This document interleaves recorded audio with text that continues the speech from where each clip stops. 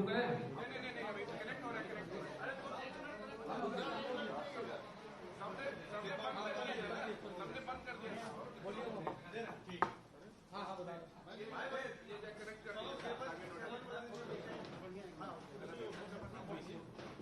हो गया।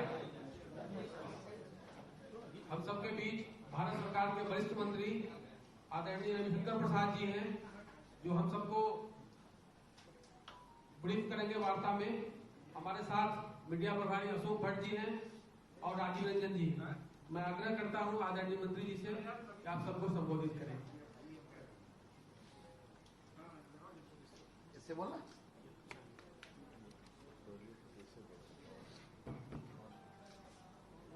हेलो, आपको मेरी आवाज सुनाई पड़ रही है? मित्रों, ये एक राष्ट्रीय विषय पर बहुत ही महत्वपूर्ण प्रेस वार्ता है और सबसे पहले मैं आपसे क्षमा चाहता हूं कि मैंने आपको एक रविवार को डिस्टर्ब किया और आपको थोड़ा देर बैठना पड़ा क्योंकि प्रधानमंत्री जी का भाषण चल रहा था। मित्रों, ये विषय महाराष्ट्र की कहानी है, लेकिन जिसका असर पूरे देश की राजनीति पर है। इसलिए भारतीय जनता पार्टी की ओर से राष्ट्रीय स्तर की यह प्रेस कॉन्फ्रेंस पटना में है, क्योंकि मैं अपने क्षेत्र में आया था तो फिर यह निर्णय हुआ कि मैं पटना से ही प्रेस करूं। लेकिन ये बहुत ही इंपॉर्टेंट विषय है, तो मैं आप लोग का संज्ञान चाहता हूं। मुंबई के पूर्व पुलिस कमिश्नर ने एक चिट्ठी लिखी है मुख्यमंत्री को, उप मुख्यमंत्री को और राज्यपाल जी को, जिसमें उन्होंने कहा है कि महाराष्ट्र सरकार के गृह मंत्री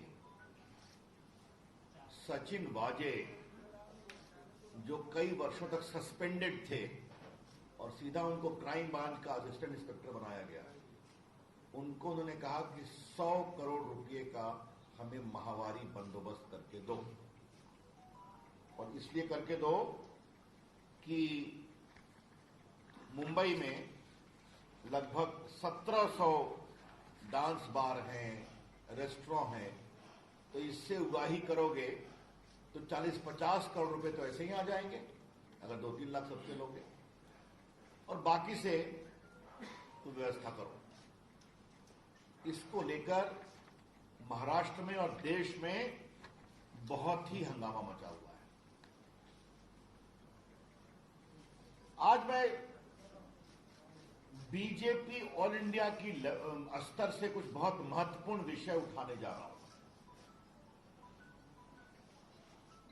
पहली बात यह बताएं कि सचिन वाजे सस्पेंडेड था।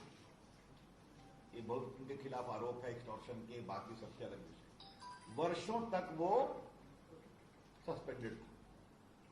उसको कोरोना में अपॉइंट कराया गया वर्षों के बाद, और कहा गया कि क्योंकि कोरोना में पुलिस वाले बीमार पड़ रहे हैं इसलिए इनको लिया जा रहा है। बीजेपी की ओर से पहला सवाल यह है कि उनकी नियुक्ति किसके दबाव में की गई?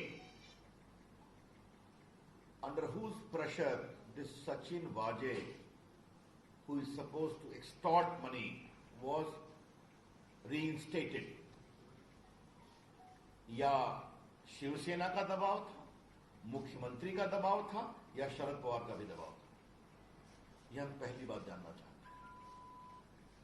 बीजेपी का यह सवाल इसलिए भी जरूरी है कि सदन के अंदर और सदन के बाहर सचिन वाजे के रोल को डिफेंड किया गया। आपने सुना होगा, both the chief minister, their party organ Saamana and other NCP leaders have defended the appointment of Sachin Vaze. तो जिस व्यक्ति को वहां का होम मिनिस्टर कह रहा है कि तुम्हें 100 करोड़ की वसूली करानी है, जिसका रिकॉर्ड बहुत ही गड़बड़ है, जो वर्षों तक सस्पेंडेड में रहा, 2008 से शिवसेना का मेंबर है, उसको क्यों रिइंस्टेट किया गया? तो बहुत बड़ा दबाव होगा ना। ये मुझे पहला सवाल करना है। दूसरा सवाल करना है, थोड़े आज मैं चुभते हुए सवाल उठा रहा हूं. The second question I would like to ask is on behalf of BJP. What is the role of Sharad Pawar? Sharad Pawar ji वरिष्ठ नेता हैं, लेकिन उनकी भूमिका पर भी बहुत गंभीर संदेह उठ रहे हैं. परमवीर ने, एक्स पुलिस कमिश्नर ने कहा है कि मैं शरद पवार को भी ब्रीफ करता था. क्या ब्रीफिंग होती थी? शरद पवार तो सरकार के अंग नहीं है, आपको मालूम है. शरद पवार ठीक है, बड़े नेता हैं, लेकिन वो कोई गवर्नमेंट के पार्ट नहीं है. तो एक पुलिस कमिश्नर उनको ब्रीफ कर रहा था और ये भी ब्रीफ किया कि पैसे मांगे जा रहे हैं. तो शरद पवार इतने बड़े नेता, उन्होंने कार्रवाई क्या की आपको मालूम है ना? 100 करोड़ रुपए का उगाही करना एक्सटॉर्शन होता है. एक्सटॉर्शन एक अपराध है. Extortion is an offence. तो अगर शरद पवार को वो ब्रीफ कर रहे हैं तो दो सवाल उठते हैं. पहला सवाल, किस कैपेसिटी में ब्रीफ कर रहे हैं शरद पवार को, जो कि सरकार के पार्ट नहीं है. और दूसरा, अगर इतने गंभीर आरोप के बारे में ब्रीफ कर रहे हैं तो शरद पवार जी ने अपने स्तर पर क्या कार्रवाई की इसको रोकने की, इस अपराध की छानबीन की? The conspicuous silence of Sharad Pawar after being briefed by the former police commissioner raises a lot of questions. Sharad Pawar की खामोशी बहुत गंभीर सवाल उठाती है.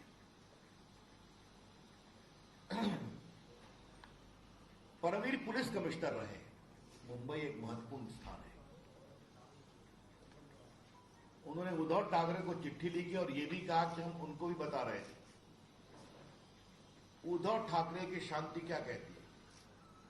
वो मुख्यमंत्री है ना. और उद्धव ठाकरे की खामोशी और सदन के अंदर विधानसभा और विधानसभा के बाहर उनका सचिन वाजे को डिफेंड करना, ये और गंभीर सवाल उठाता है. आपको मालूम है पत्रकार मित्रों कि सचिन वाजे की हैसियत क्या है? असिस्टेंट पुलिस इंस्पेक्टर,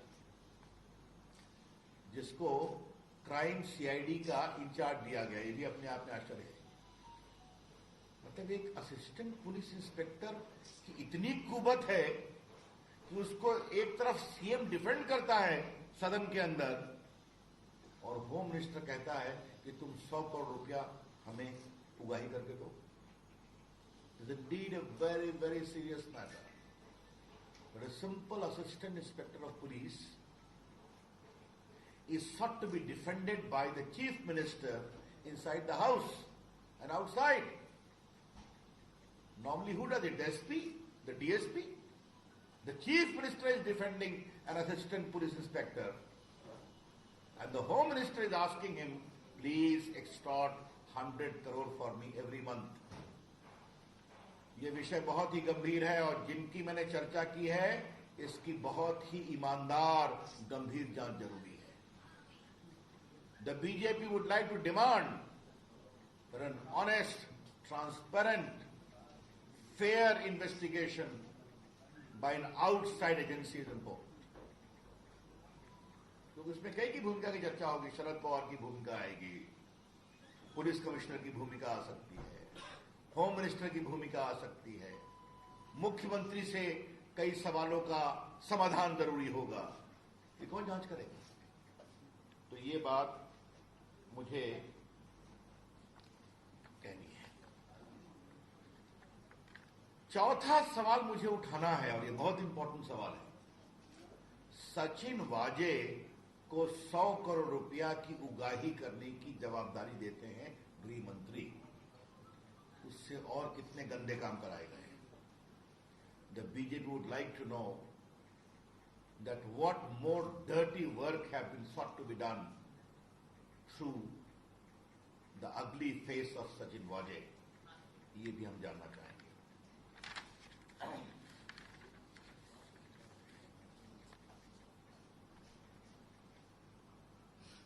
ये बात मैं इसलिए कह रहा हूं कि मेरे भी देश की राजनीति में थोड़ा समय हो गया। अटल जी की सरकार में मंत्री रहा हूं, अभी मंत्री हूं, लगभग 20 वर्ष से सांसद हूं। मैंने आज तक नहीं देखा कि एक असिस्टेंट पुलिस इंस्पेक्टर को सीएम डिफेंड करे। आज तक नहीं देखा, हिंदुस्तान में कहीं नहीं देखा मैंने। तो फिर एक सवाल उठाऊंगा, what was the compulsion to defend Sachin Vaze? Sachin वाजे को बचाने की क्या मजबूरी थी? सचिन वाजे के पेट में क्या क्या सीक्रेट है? What are the secrets locked in the stomach of Sachin Vaze? ये हम जरूर जानना चाहेंगे। क्योंकि देखिए, इस बात को समझा जाए, एक असिस्टेंट इंस्पेक्टर जो वर्षों तक सस्पेंडेड रहा, उसने कई लोगों को मारा है, वो अलग विषय है, छोड़िए उसको, मैं कुछ नहीं बोलूंगा, वो अलग जांच का विषय है। 2008 में वो शिवसेना में आता है, 8 या 9 में। कोरोना में उसको रीइंस्टेट करते हैं और उससे गलत कामों की श्रृंखला शुरू होती है। This conspiracy is wide spread. ये पूरा षड्यंत्र बहुत वाइड स्प्रेड है, ये मैं आपसे कहना चाहता हूं। ये हमारी आशंका है कि पूरी महाराष्ट्र सरकार सचिन वाजे को बचाती है, क्योंकि उसके अंदर बहुत राज है। From the surrounding suspicious circumstances we can legitimately make an inference that a lot of dark secrets lie embedded with Mr. Sachin Waje. And therefore, the entire administration, political level, bureaucratic level, is seeking to protect him. अब जरा मुझे ये बताइए कि जो गृह मंत्री पर आरोप लगा है, जो एनसीपी के है ना, तो ये वसूली अपने लिए कर रहे थे कि अपनी पार्टी एनसीपी के लिए कर रहे थे, या पूरे सरकार के लिए कर रहे थे? ये बहुत गंभीर सवाल है। 100 करोड़ रुपया हर महीने उगाही करने का आदेश देना और ये भी कहना 1700 रेस्टोरेंट है, बार है, उससे इकट्ठा करो, 40-50 करोड़ तो आ ही जाएगा, 2-3 लाख मांगोगे सबसे। तो देशमुख जी स्वयं अपने लिए कर रहे थे कि पार्टी के लिए कर रहे थे? इस पर शरद पवार को जवाब देना पड़ेगा और उद्धव ठाकरे को भी बताना पड़ेगा। ये छोटा विषय नहीं है, ये भ्रष्टाचार का एक बहुत ही गंभीर मामला है। और मैं मीडिया के लोगों से विनम्रता से आग्रह करूंगा, इस विषय की गंभीरता को समझा जाए।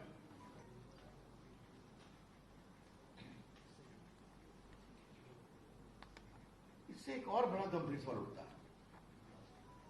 100 करोड़ टारगेट था मुंबई से, तो कृपया करके उद्धव ठाकरे, शरद पवार जी बताएं कि पूरे महाराष्ट्र का टारगेट क्या था? You know, Maharashtra is an affluent state of the country. जहां नागपुर है, जहां मुंबई है, जहां पुणे है, जहां जलगांव है, मुझे बताने की जरूरत नहीं वहां कितना अधिक ट्रेड, इंडस्ट्री, कॉमर्स होता है। तो अगर 100 करोड़ का टारगेट खाली मुंबई का है, तो पूरे महाराष्ट्र का टारगेट क्या था? यह भी देश को बताना जरूरी है।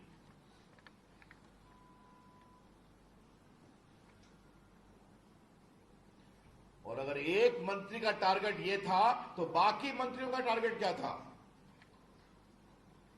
If this is the target by the Home Minister, then what was the target by the other ministers? ये लूट की पराकाष्ठा है। एक शब्द, ये करप्शन नहीं है, इसे कहते हैं ऑपरेशन लूट। सरकारी तंत्र का दुरुपयोग करो और जनता के पैसे लूटो, ये उसका टेक्स्ट बुक केस है।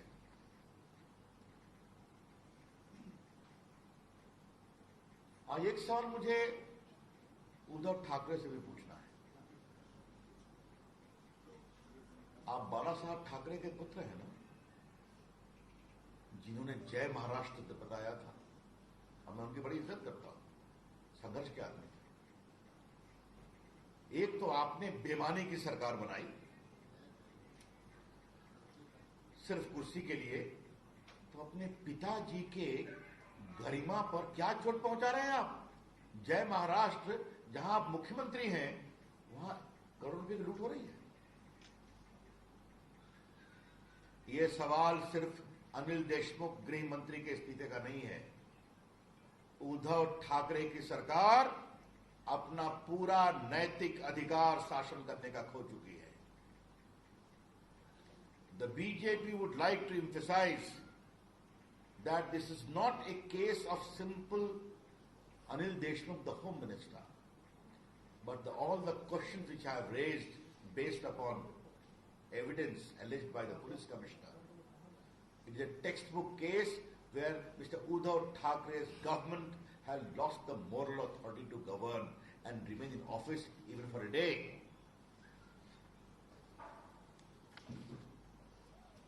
भारतीय जनता पार्टी इस विषय को बहुत गंभीरता से उठाएगी और महाराष्ट्र में सड़कों पे आएगी। ये छोटा विषय नहीं है। क्या कहते हैं? आघाड़ी कहते हैं ना, आघाड़ी, महाआघाड़ी कहते हैं ना, महाआघाड़ी, धन्यवाद।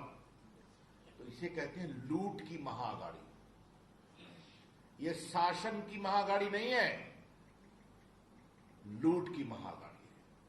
It is not a Maha Aghadi for governance, for welfare, for development. It is a Maha Aghadi for लूट इन महाराष्ट्र। ये कमाल का मॉडल है साहब। भ्रष्टाचार की लड़ाई लड़ने में पटना के पत्रकारों को मालूम है मेरी कुछ भूमिका रही है बिहार में। वहां भी कई मॉडल था, चारा घोटाले में, अलकतरा घोटाले में। ये तो कमाल का मॉडल है साहब। ऐसा मॉडल बहुत कम देखने को मिला है, इसलिए इसे हम बहुत ही गंभीरता से लेते हैं। और मीडिया के लोगों से मेरी विनम्र प्रार्थना है, कृपया करके इस विषय को गंभीरता से लें। देश की मीडिया ने भ्रष्टाचार को एक्सपोज करने में बड़ी भूमिका निभाई है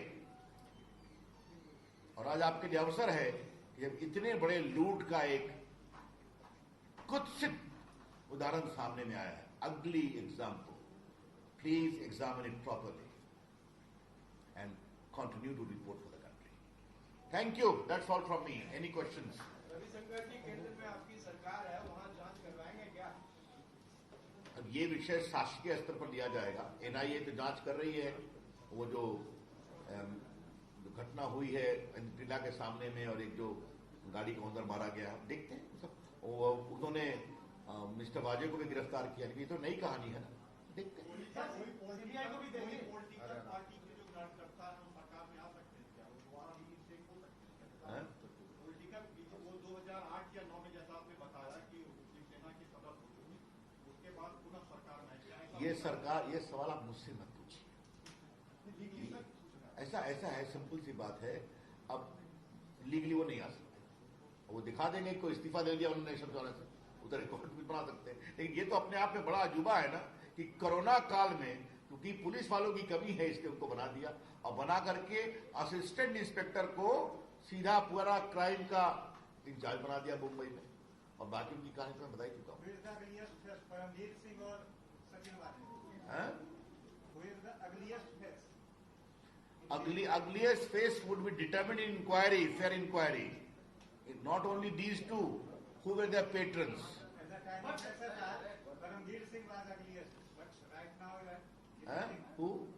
परमवीर सिंह पुलिस कमिश्नर, सुशांत सिंह राजपूत के केस में उनकी बहुत फजीहत हुई। देखिए ऐसा है, उनकी फजीहत तो सब जानते हैं, लेकिन अभी तो वो पुलिस कमिश्नर ने इतना बड़ा आरोप लगाया है कि वाजे ने हमको आके बताया कि मंत्री जी ये मांग रहे हैं, तो ये सारे की जांच तो होनी चाहिए ना। Sir, Uddhav Thackeray being silent on this whole issue and Sharad Pawar being briefed by Anil Deshmukh and Ajit Pawar and all those, does it show that Sharad Pawar was in fact running the government and this whole extortion racket which was running, Sharad Pawar had every information? I can only tell you Sharad Pawar ji has a lot to answer.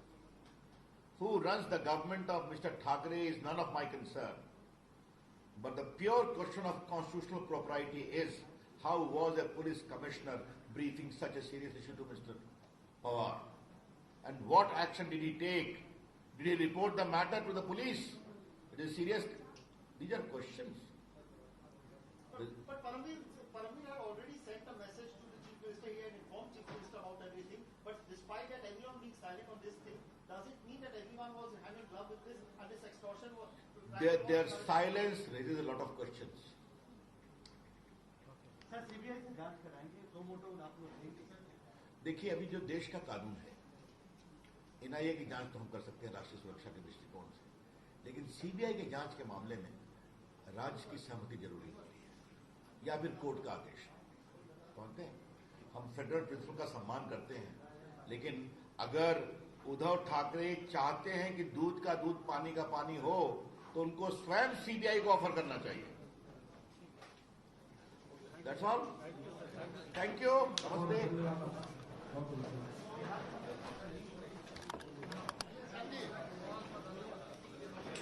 रखा है। ताज्या घडामोडी व बातम्या यासाठी चावडीन्यूज.com या चॅनलला जरूर सबस्क्राईब करा। सबस्क्राईब करण्यासाठी व्हिडिओ खालील सबस्क्राईब बटनवरती क्लिक करा व बेल आयकॉनला क्लिक करण्यास विसरू नका।